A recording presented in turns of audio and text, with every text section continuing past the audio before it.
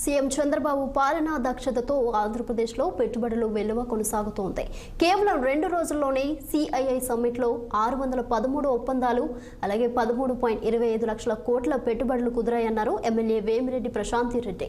దీంతో 16 లక్షల నిరుద్యోగ యువతకు ఉద్యోగాలు రూపొందుతున్నాయని, గతంలో పారిశ్రామిక తిరోగమనంలోకి వెళ్లిన రాష్ట్రం ఈ ప్రభుత్వం చేపట్టిన వేగవంతమైన చర్యలతో మళ్లీ అభివృద్ధి దిశగా దూసుకెళ్తుందని నెల్లూరు ఎంపీ వేమిరెడ్డి ప్రభాకర్ రెడ్డి, కోవూరు ఎమ్మెల్యే వేమిరెడ్డి ప్రశాంతిరెడ్డి తెలిపారు.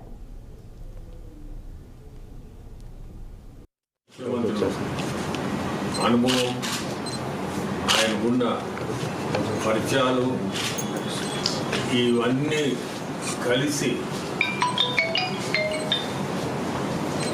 మన సిఐఐ ఎంఓయూలు మన గవర్నమెంట్తో చేసుకోగలిగారు.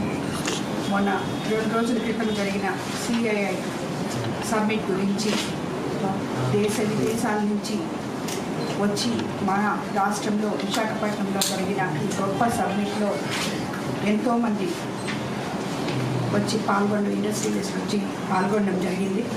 17 నెలల్లో మన ముఖ్యమంత్రి చంద్రబాబు నాయుడు గారు అధికారంలోకి వచ్చినాక ఈ సమ్మిట్ మనం ఇంత గొప్పగా జరుపుకోవడం నిజంగా చాలా గొప్ప విషయం.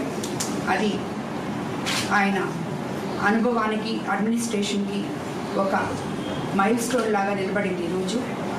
అలాగే మన యువతంతా ఇదివరకు అందరూ చెప్పేవాళ్ళు, డివైడ్ అయిపోయాం, మనకేం లేదు.